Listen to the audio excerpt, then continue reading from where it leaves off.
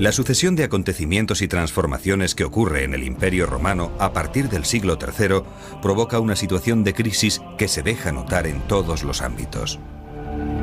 En Roma, las continuas luchas por el poder desencadenan revueltas sociales y el comercio se interrumpe en todo el territorio.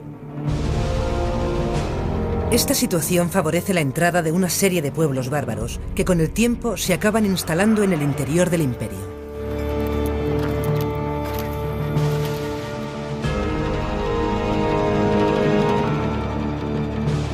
Dos procesos definen el periodo que conocemos como Bajo Imperio: la cristianización y la ruralización. Constantino es el primer emperador que decreta la libertad religiosa en Occidente. Durante su gobierno promueve el cristianismo, hasta el punto de que es el primer emperador que levanta un templo cristiano en Roma. Con él la Iglesia comienza a acumular poder y a gozar de privilegios fiscales.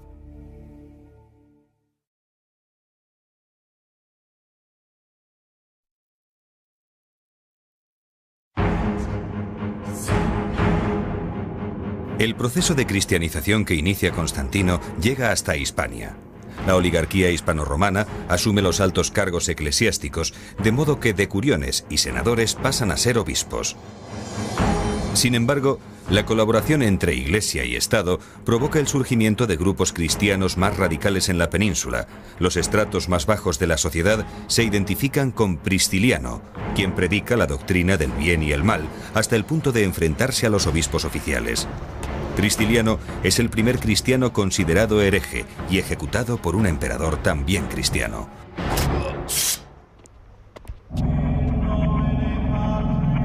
La inflación y la subida de los impuestos provocan movimientos migratorios hacia el campo.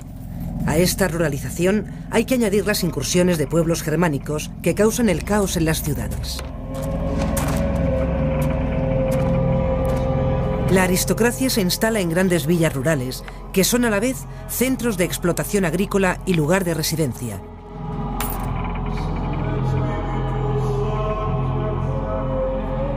Los grandes terratenientes, desde la implantación romana en España, vivían en vilas suntuosas, maravillosas. Ahora, en este periodo, son más ricos, concentran en sus manos unos grandes latifundios y, como dice un poeta romano, Ausonio, contemporáneo, de finales del siglo IV, son señores que viven en la ciudad para hacer sus asuntos, lo que se llamaba el negotium, y viven en el campo para hacer lo que se llamaba el otium. Se dedican a la caza, se dedican a recibir amigos, a practicar la poesía, etcétera, etcétera. Estas villas están decoradas con gran lujo y cuentan con magníficos mosaicos. La propiedad se concentra en pocas manos y el Estado no tiene ningún control sobre los ciudadanos más poderosos. Los pequeños agricultores pierden sus tierras o las ceden a un señor a cambio de protección. Se suceden revueltas sociales en contra de cualquier poder establecido. Los latifundios se convierten en pequeños estados dentro del Estado, que con frecuencia tienen sus propios ejércitos. El paso de las ciudades a la autarquía de las villas es quizá el mayor cambio estructural que se produce en el Bajo Imperio Romano.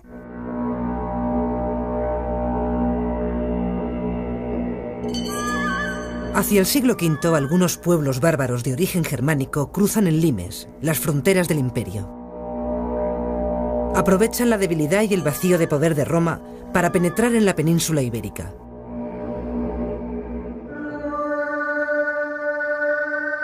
Alanos y vándalos se asientan en las provincias de Bética y Lusitania, mientras que los suevos se instalan en la zona noroeste, que comprende la actual Galicia y parte de Portugal. Procedentes de las costas del mar Báltico, los godos se encaminan hacia la parte occidental del imperio.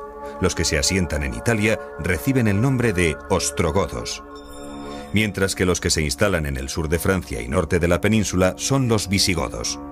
Estos mercenarios entran acompañados por sus familias y obtienen tierras a cambio de los servicios militares prestados.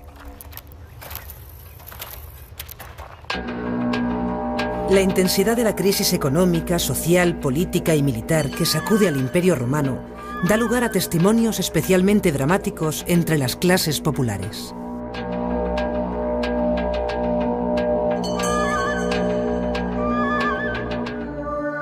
Van a buscar sin duda entre los bárbaros la humanidad de los romanos, porque no pueden soportar más entre romanos una inhumanidad propia de bárbaros. Solo hay un deseo común entre los romanos: no verse nunca obligados a volver bajo la ley romana.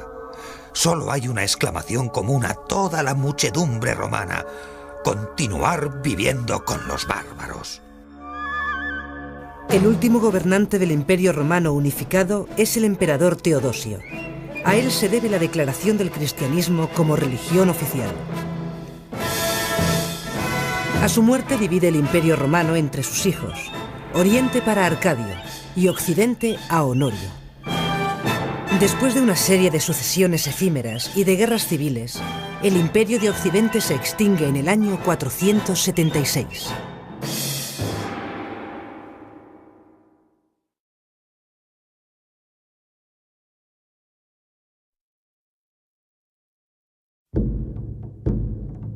Los visigodos llegan a Hispania como federados de Roma y luchan como sus aliados para expulsar a los pueblos alanos y vándalos. Un movimiento de gentes en busca de agricultura. Esta es una buena definición de lo que son o de lo que es la llegada de estos pueblos. Ellos no destruyen nada.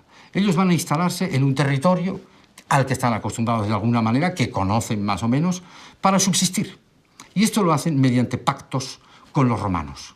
Pactos en los que ellos forman parte, o pasan a formar parte, de tropas fundamentalmente, de ejércitos que ayudan en ese momento a los romanos en su defensa de las fronteras imperiales. No solamente está pertenecer al ejército romano, sino también darles tierras. Es decir, establezcase usted aquí para que pueda sustentarse, para que pueda tener una vida estable.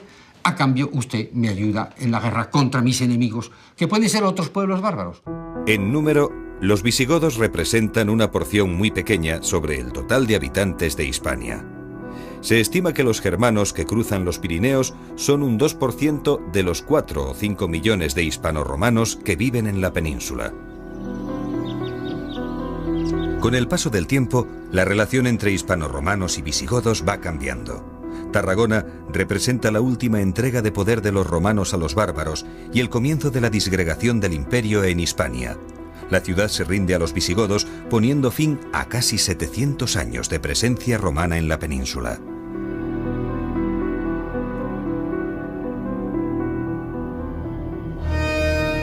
Eurico se convierte en el primer rey de un territorio visigodo independiente que, con capital en Tolosa, abarca el sur de la Galia y parte de Hispania. Los visigodos chocan con el empuje de los francos, otro pueblo germano que se ha asentado al norte de la Galia y que quiere extender su dominio hacia las provincias fértiles del sur.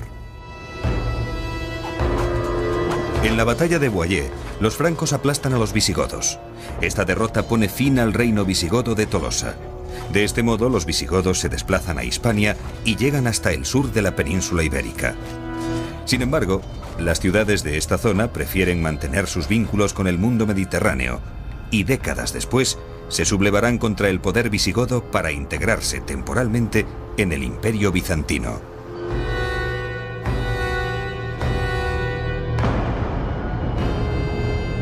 Los visigodos son el pueblo más romanizado de entre los germanos. Con el tiempo adoptan una organización social muy parecida a la romana. Una buena imagen de ello es la Basílica de Carranque, levantada por los visigodos sobre las ruinas romanas.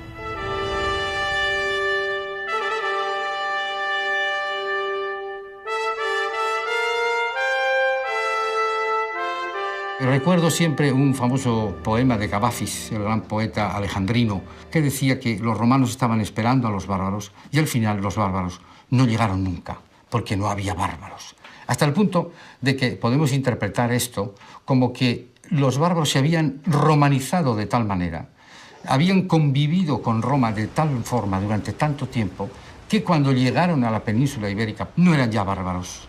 Esto es un concepto del siglo XIX, es un concepto cultural que denigra un poco a estos pueblos que vienen a instalarse. Cobra especial importancia entre ellos el concepto de estirpe. Proceder de una buena familia significa prestigio y poder. Su principal ocupación es hacer la guerra, y para defender los intereses de su estirpe se rodean de séquitos militares. En el otro extremo de la sociedad están los más humildes. La suerte de los esclavos queda a merced de sus amos, y los pobres se venden por hambre. La venta de niños está a la orden del día, y las personas libres con poco poder terminan convirtiéndose también en esclavos. Las leyes visigodas controlan esta jerarquía. Los esclavos siguen existiendo. Y atención, una cosa interesante. El cristianismo no hizo nada por evitar la esclavitud. Incluso creo que es el propio San Pablo el que la acepta y incluso le parece una cosa perfectamente normal. Toda la economía antigua está basada en la esclavitud.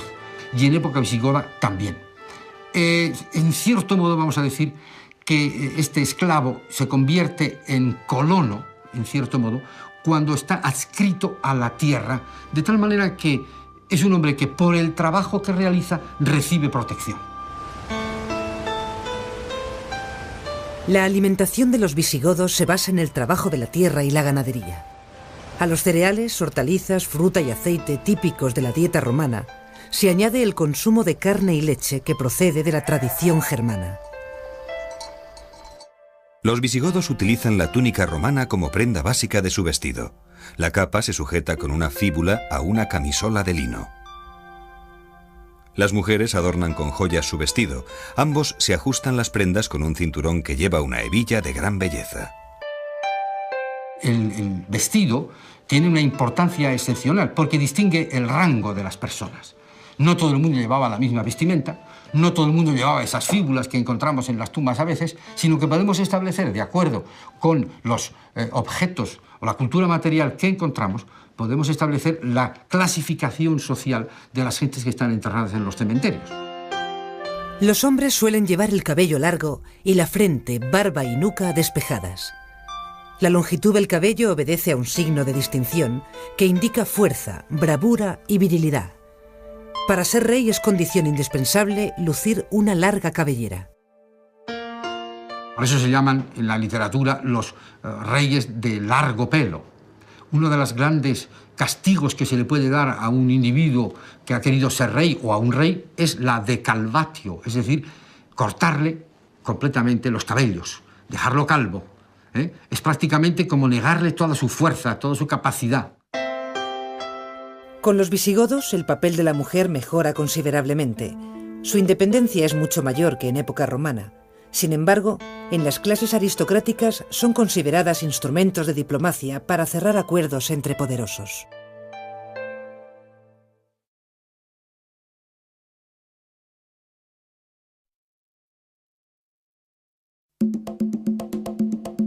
En el siglo VI, la península se halla dividida en diversos ámbitos políticos y territoriales, pero los visigodos acabarán imponiéndose. Atanagildo es el primer rey que usa cetro, manto y corona. Su decisión más importante es la de establecer definitivamente la capital del reino visigodo en Toledo. La figura de Leovigildo también es clave. Emprende con mucho éxito una serie de campañas militares. Sus tropas acaban con el reino de los suevos al noroeste y con la provincia bizantina del sur y levante. Bajo su mandato, la península recupera la unidad territorial que había alcanzado en tiempos de Roma. Sus decisiones políticas ayudan a fortalecer la institución monárquica.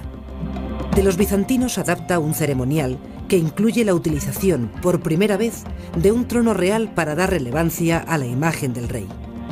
Imita a la corte imperial de Roma al presentarse como emperador, y es el único que viste de color púrpura, color reservado a los soberanos. Bajo su reinado embellece las ciudades y se acuña un nuevo tipo de moneda con su nombre, una política que es decisiva para la imagen y la afirmación del reino toledano. A partir de Leovigildo, godos e hispanoromanos mezclan su sangre a través de matrimonios mixtos anteriormente prohibidos. Mientras que los hispanoromanos confiesan el catolicismo, los visigodos practican el cristianismo arriano. Todos los intentos de convertir a los hispanoromanos al arrianismo fracasan, hasta que Recaredo, rey visigodo, se convierte a la Iglesia de Roma. A partir de este momento el arrianismo desaparece y el catolicismo se instaura como religión oficial. Recaredo asume el control y la gestión de los recursos eclesiásticos al tiempo que pasa a designar personalmente a los obispos. Este privilegio se mantendrá como derecho de presentación hasta el siglo XIX.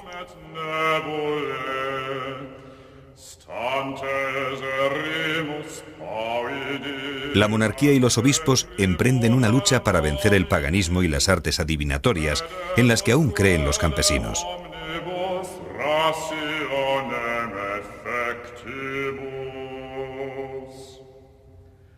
Los que hacen caer el granizo sobre los viñedos y las cosechas, y los que hablan con los demonios, y los que cambian la voluntad de los hombres y las mujeres, y los que se ocultan para hacer círculos, y los que ofrecen sacrificios a los demonios, que todos ellos, si son prendidos, reciban 200 latigazos, y sean rapados y marcados muy feamente en la frente, y sean mostrados así en 10 poblaciones alrededor de la ciudad, para que las gentes se asusten por el castigo.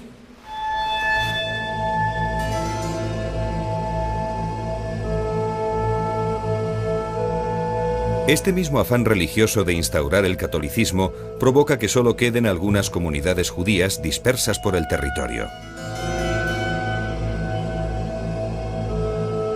Progresivamente, los visigodos van a desarrollar una férrea legislación antisemita.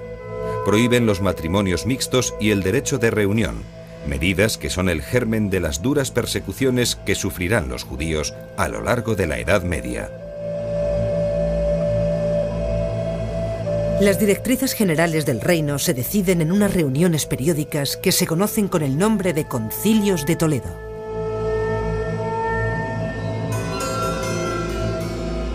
Estas asambleas son convocadas siempre por el rey, quien las preside. Sin embargo, en ellas se muestra el poder que ejerce la Iglesia, ya que los asuntos políticos quedan en manos de los obispos y el monarca está sometido a la decisión tomada por el cuerpo eclesiástico.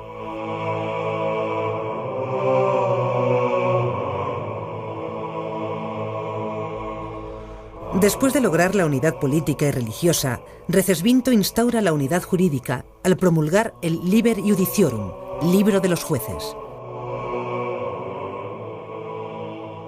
Inspirado en el derecho romano, suprime las distinciones entre los ciudadanos y aplica a todos la ley por igual. El código está dividido en 12 libros que tratan los aspectos legislativos del reino.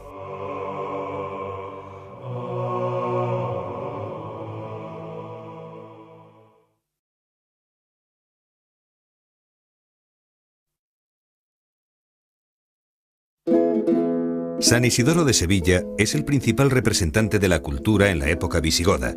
Junto a su hermano Leandro, combate el arrianismo y promueve la conversión de los visigodos al catolicismo. Escribe en latín obras de teología, filosofía e historia. Su mayor aportación a la cultura son los 20 volúmenes de sus etimologías, en los que explica el origen de las palabras. También destaca su obra Alabanza de España, que tendrá una gran influencia posterior. Isidoro, en el siglo VI finales, escribe esta Alabanza de España, basada en textos de Plinio y basada en textos de autores anteriores. En este sentido podemos decir que es el que comienza un poco a crear la conciencia de que esta unidad geográfica puede tener elementos comunes que se denominen Hispania. Ahora bien, ¿qué ha pasado con la obra de Isidoro? Que los autores medievales, y sobre todo los historiadores del siglo XIX, han recogido esa tradición de Isidoro y la han señalado como el momento de comienzo de la unidad y de la creación de Hispania. Pero creo que eso ha sido tergiversar la realidad de los hechos y de los textos, que hay que entenderlos en el contexto en el que fueron escritos.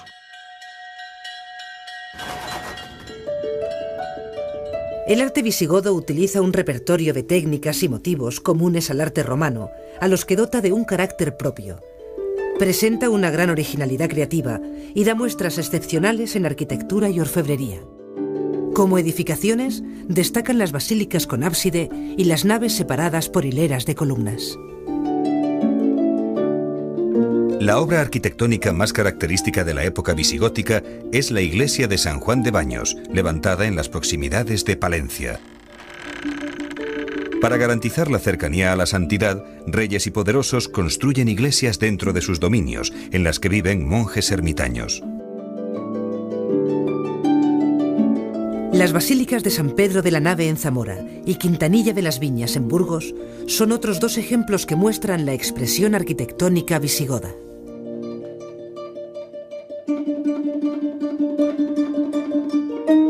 Tomada del mundo clásico, la decoración ornamental es geométrica y vegetal. Los racimos de uvas, las hojas y flores tienen un claro simbolismo cristiano que alude a la Eucaristía.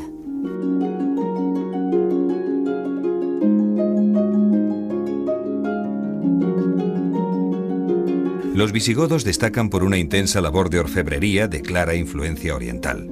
Trabajan muy bien el oro y las piedras preciosas. Crean fíbulas, cruces, broches y cinturones con las que ostentan su poder. Algunas piezas, como las coronas votivas de Suintila y Recesvinto, son de gran valor simbólico y están realizadas en oro y con incrustaciones de pedrería. La finalidad de estas piezas es coronar los altares de las iglesias. Las ciudades se mantienen como centros administrativos, políticos y religiosos del reino. Se reutilizan edificios de épocas anteriores y se levantan otros nuevos siguiendo la tradición del Bajo Imperio. En el campo las casas se construyen en madera, adobe y piedras, cubriendo el techo con paja. En su interior habitan conjuntamente las personas y los animales. Cerca de estos habitáculos se encuentran los huertos, donde cultivan frutas, legumbres y hortalizas. Durante el siglo VII florecen talleres especializados en el trabajo del metal, ubicados principalmente en Toledo. Hoy se continúa la tradición de los espaderos visigodos con una técnica que llega a su perfección en el Renacimiento. El proceso de fabricación de espadas pasa por 3 fases. Los espaderos comienzan su trabajo con la forja. A golpe de martillo, la vara de acero incandescente se moldea. El secreto para que las espadas no se rompan consiste en introducir una lámina de hierro en el interior que refuerce el cuerpo del arma. Una vez adquiere la forma, se sumerge en una cuba de aceite. Es la fase del temple, que sirve para tensar y destensar las capas que configuran la espada.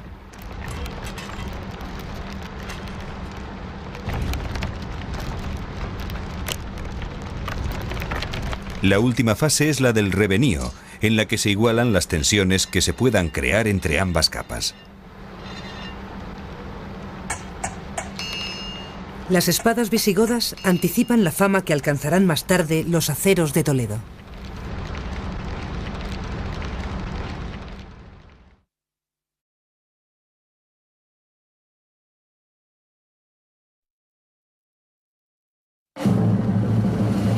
El poder de los reyes visigodos es de naturaleza personal y está basado en el éxito de las guerras. Los nobles más distinguidos eligen al sucesor del trono entre sus iguales. Los visigodos crean una ceremonia que otorga al nuevo soberano la autoridad necesaria en el mando. Tiene lugar una ceremonia diferente, que tiene mucho que ver con la Biblia, y concretamente con un pasaje de la vida del rey David. Lo que hace la tradición católica cristiana de los visigodos es tomar ese elemento bíblico para darle al rey la unción, porque el modo de declarar a un rey no es ponerle la corona en la cabeza, sino que, como hemos visto, es la santa unción con el aceite que lo determina como rey. ¿Qué significa esto? Eso significa que el rey, en realidad, no es elegido por los soldados, no es elegido por la sociedad, sino que, en cierto modo, es elegido por la autoridad eclesiástica. La monarquía electiva propicia toda clase de ambiciones e intrigas. Más de la mitad de los 35 monarcas de la famosa lista de los reyes godos mueren asesinados o son destronados. Con la muerte de cada rey estallan peleas entre las facciones rivales. Una disputa sucesoria es la causante de la caída de la monarquía visigoda a principios del siglo VIII. En el 710, Rodrigo es coronado rey de los visigodos con la oposición de un importante sector de la nobleza. Esto provoca una situación de grave inestabilidad política. A esto hay que añadir el desgaste de una sociedad aglutinada en torno a la personalidad de un rey y una profunda crisis económica y social. Todos estos factores van a facilitar la penetración de los musulmanes en el reino de Toledo. Las huestes de don Rodrigo desmayaban y huían cuando en la octava batalla sus enemigos vencían. Rodrigo deja sus tiendas y del real se salía. Solo va el desventurado que no lleva compañía. Ayer era rey de España, hoy no lo soy de una villa. Ayer villas y castillos, hoy ninguno poseía. Ayer tenía criados y gente que me servía. Hoy no tengo una almena que pueda decir que es mía.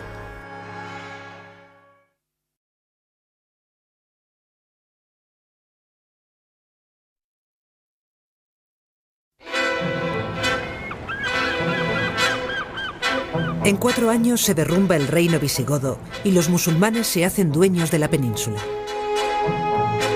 Los territorios ocupados por los musulmanes en la Hispania visigoda pasarán a llamarse Al-Ándalus. Los musulmanes traen consigo una nueva fe, el Islam, un nuevo idioma y otra cultura que será asimilada por los conquistados, al igual que lo fueron antes la cultura romana y la germana.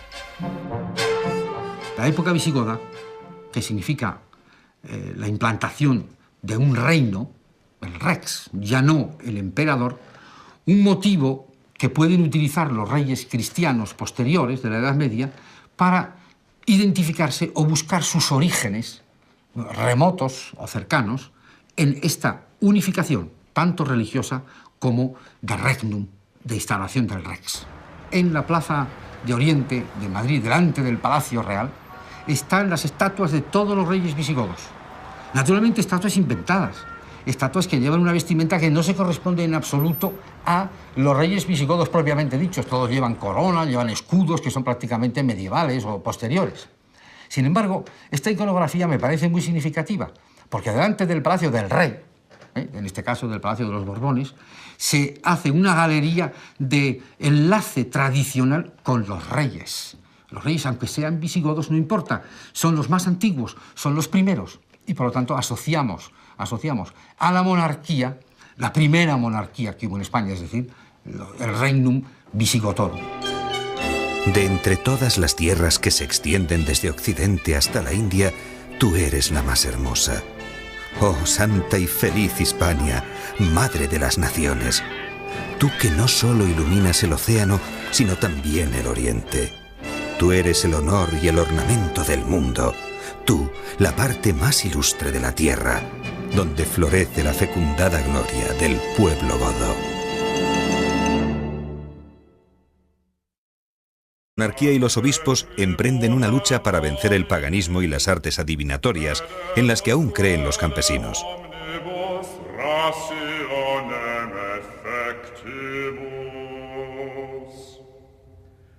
Los que hacen caer el granizo sobre los viñedos y las cosechas, y los que hablan con los demonios, y los que cambian la voluntad de los hombres y las mujeres, y los que se ocultan para hacer círculos, y los que ofrecen sacrificios a los demonios, que todos ellos, si son prendidos, reciban 200 latigazos, y sean rapados y marcados muy feamente en la frente, y sean mostrados así en 10 poblaciones alrededor de la ciudad, para que las gentes se asusten por el castigo.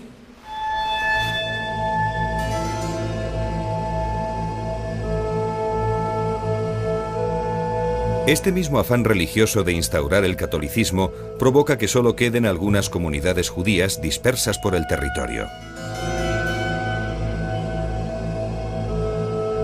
Progresivamente, los visigodos van a desarrollar una férrea legislación antisemita. Prohíben los matrimonios mixtos y el derecho de reunión, medidas que son el germen de las duras persecuciones que sufrirán los judíos a lo largo de la Edad Media. Las directrices generales del reino se deciden en unas reuniones periódicas que se conocen con el nombre de Concilios de Toledo.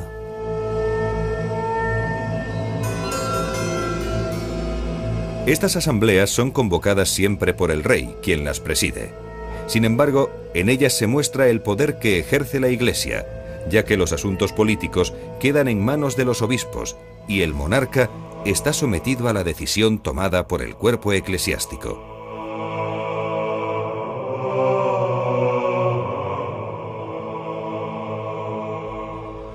Después de lograr la unidad política y religiosa, Recesvinto instaura la unidad jurídica al promulgar el Liber Judiciorum, libro de los jueces.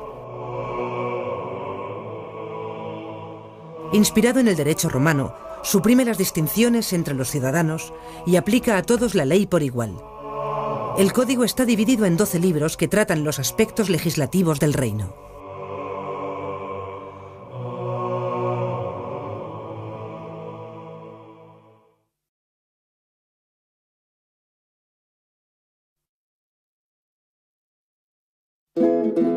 San Isidoro de Sevilla es el principal representante de la cultura en la época visigoda. Junto a su hermano Leandro, combate el arrianismo y promueve la conversión de los visigodos al catolicismo. Escribe en latín obras de teología, filosofía e historia. Su mayor aportación a la cultura son los 20 volúmenes. De los bizantinos adapta un ceremonial que incluye la utilización, por primera vez, de un trono real para dar relevancia a la imagen del rey. Imita a la corte imperial de Roma al presentarse como emperador, y es el único que viste de color púrpura, color reservado a los soberanos. Bajo su reinado embellece las ciudades y se acuña un nuevo tipo de moneda con su nombre, una política que es decisiva para la imagen y la afirmación del reino toledano. A partir de Leovigildo, godos e hispanorromanos mezclan su sangre a través de matrimonios mixtos anteriormente prohibidos. Mientras que los hispanorromanos confiesan el catolicismo, los visigodos practican el cristianismo arriano.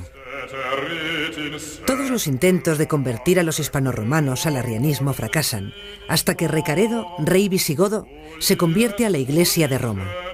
A partir de este momento el arrianismo desaparece y el catolicismo se instaura como religión oficial. Recaredo asume el control y la gestión de los recursos eclesiásticos al tiempo que pasa a designar personalmente a los obispos. Este privilegio se mantendrá como derecho de presentación hasta el siglo XIX.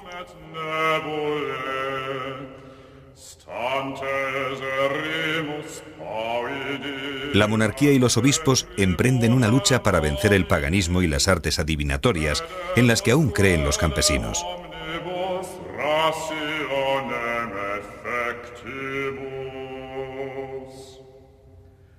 Los que hacen caer el granizo sobre los viñedos y las cosechas, y los que hablan con los demonios, y los que cambian la voluntad de los hombres y las mujeres, y los que se ocultan para hacer círculos, y los que ofrecen sacrificios a los demonios, que todos ellos, si son prendidos, reciban 200 latigazos, y sean rapados y marcados muy feamente en la frente, y sean mostrados así en 10 poblaciones alrededor de la ciudad, para que las gentes se asusten por el castigo.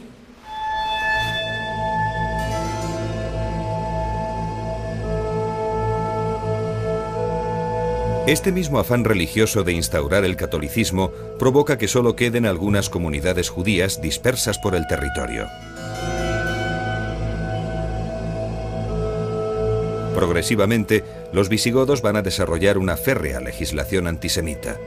Prohíben los matrimonios mixtos y el derecho de reunión, medidas que son el germen de las duras persecuciones que sufrirán los judíos a lo largo de la Edad Media.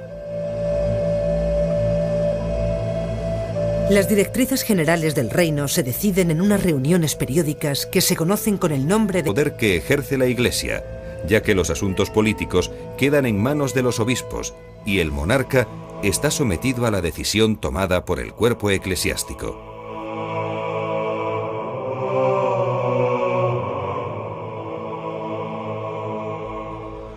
Después de lograr la unidad política y religiosa, Recesvinto instaura la unidad jurídica al promulgar el Liber Judiciorum, libro de los jueces.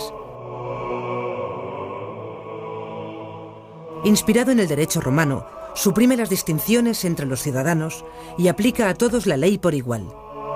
El código está dividido en 12 libros que tratan los aspectos legislativos del reino.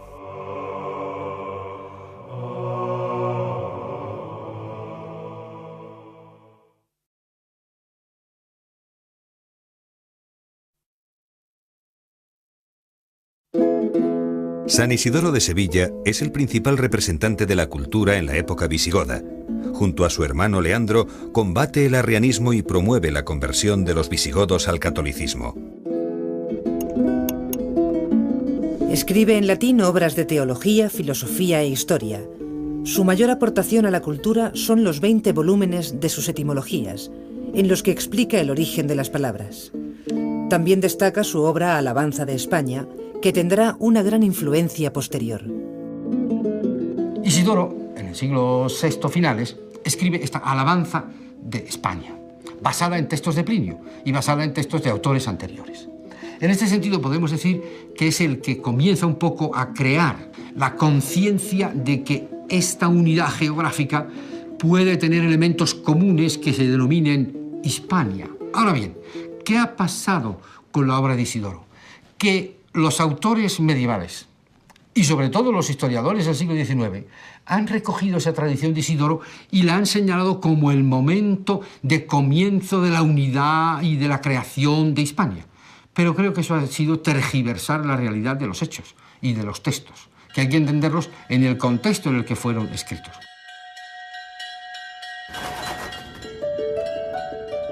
El arte visigodo utiliza un repertorio de técnicas y motivos comunes al arte romano, a los que dota de un carácter propio. Presenta una gran originalidad creativa y da muestras excepcionales en arquitectura y orfebrería. Como edificaciones, destacan las basílicas con ábside y las naves separadas por hileras de columnas. La obra arquitectónica más característica de la época visigótica es la iglesia de San Juan de Baños, levantada en las proximidades de Palencia. Para garantizar la cercanía a la santidad, reyes y poderosos construyen iglesias dentro de sus dominios, en las que viven monjes ermitaños. En la batalla de Boyé, los francos aplastan a los visigodos. Esta derrota pone fin al reino visigodo de Tolosa. De este modo, los visigodos se desplazan a Hispania y llegan hasta el sur de la península ibérica. Sin embargo, las ciudades de esta zona prefieren mantener sus vínculos con el mundo mediterráneo y décadas después se sublevarán contra el poder visigodo para integrarse temporalmente en el Imperio bizantino.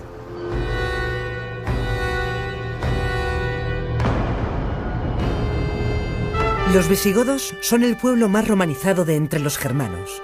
Con el tiempo adoptan una organización social muy parecida a la romana. Una buena imagen de ello es la Basílica de Carranque, levantada por los visigodos sobre las ruinas romanas.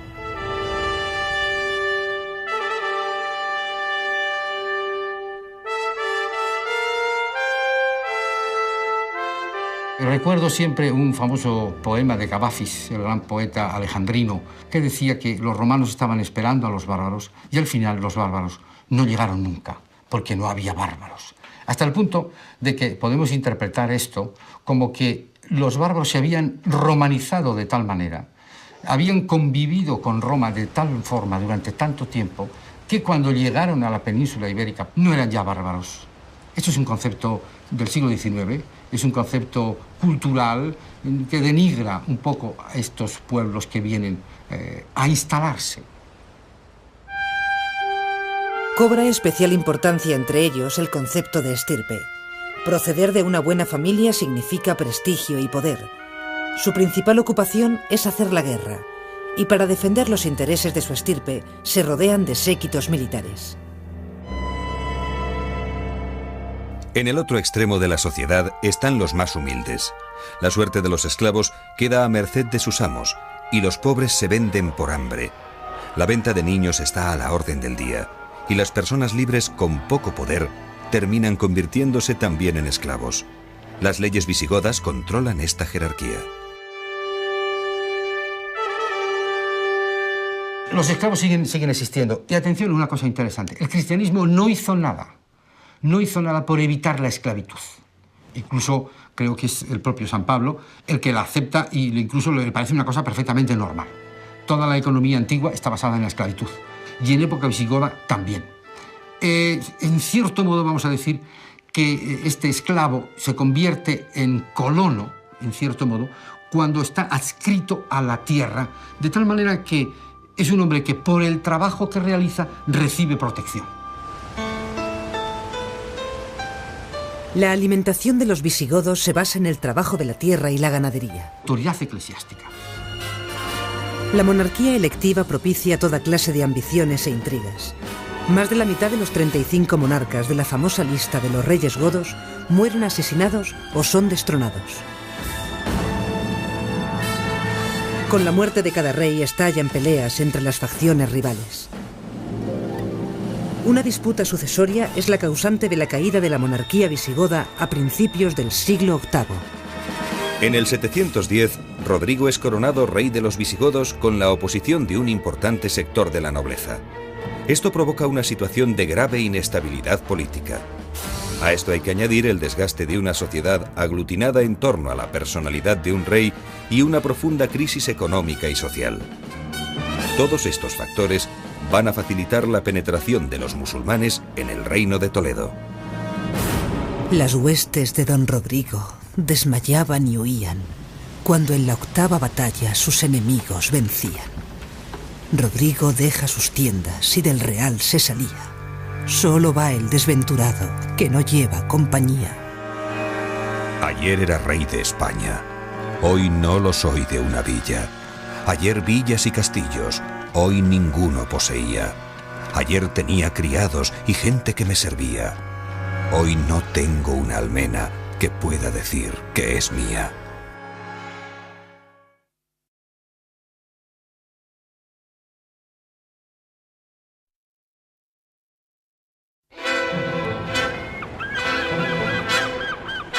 En 4 años se derrumba el reino visigodo y los musulmanes se hacen dueños de la península. Los territorios ocupados por los musulmanes en la Hispania visigoda pasarán a llamarse Al-Ándalus.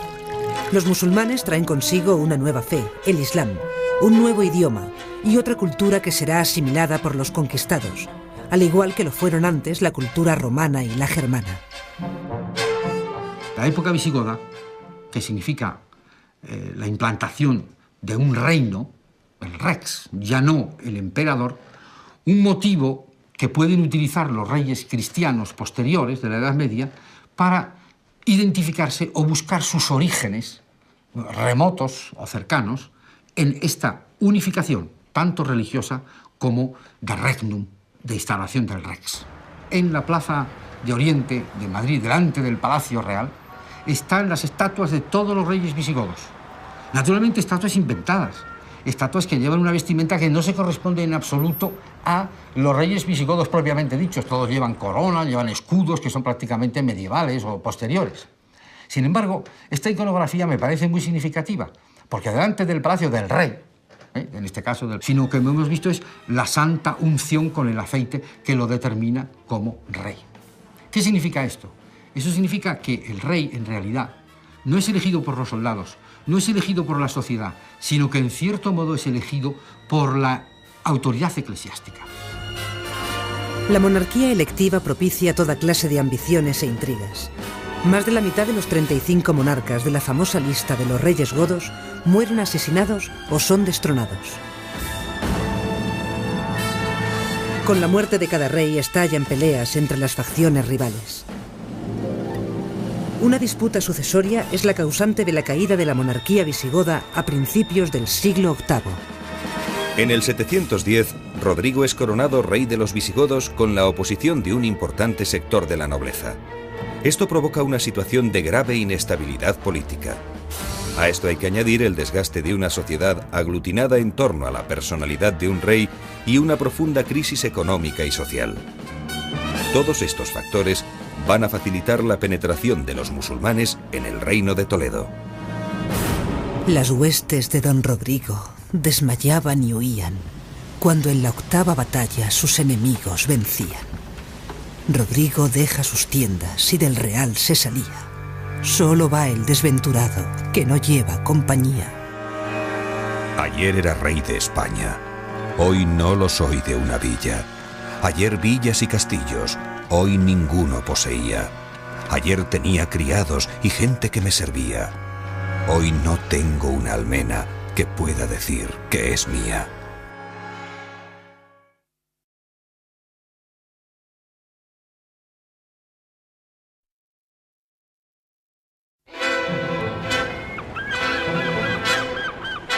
En 4 años se derrumba el reino visigodo y los musulmanes se hacen dueños de la península.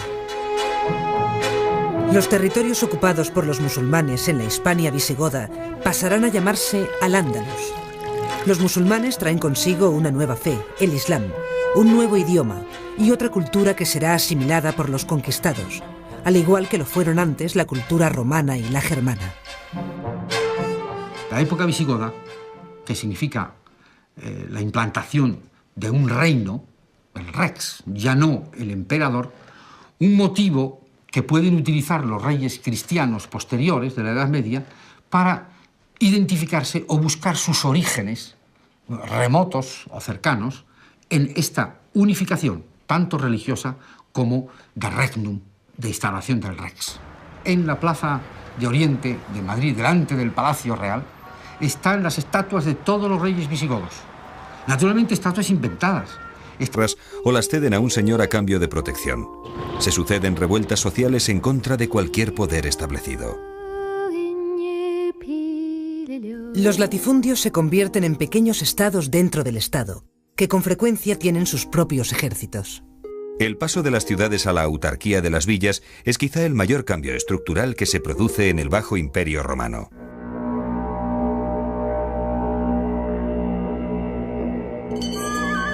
Hacia el siglo V, algunos pueblos bárbaros de origen germánico cruzan el limes, las fronteras del imperio. Aprovechan la debilidad y el vacío de poder de Roma para penetrar en la península ibérica.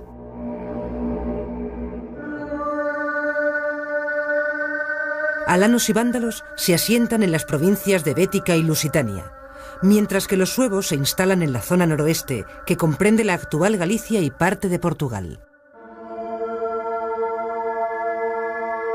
Procedentes de las costas del mar Báltico, los godos se encaminan hacia la parte occidental del imperio.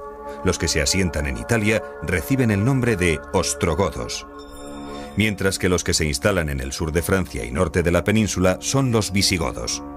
Estos mercenarios entran acompañados por sus familias y obtienen tierras a cambio de los servicios militares prestados. La intensidad de la crisis económica, social, política y militar que sacude al Imperio Romano da lugar a testimonios especialmente dramáticos entre las clases populares.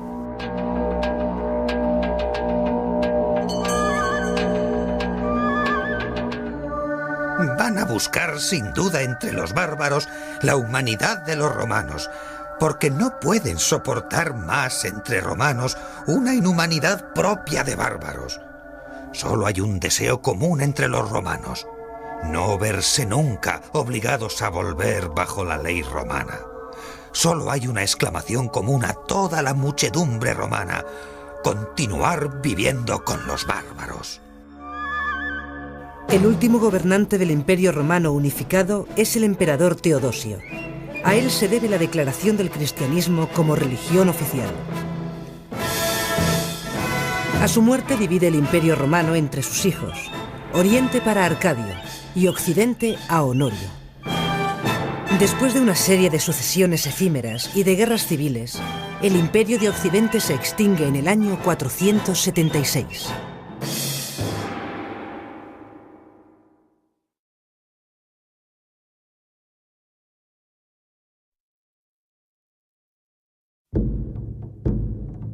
Los visigodos llegan a Hispania como federados de Roma y luchan como sus aliados para expulsar a los pueblos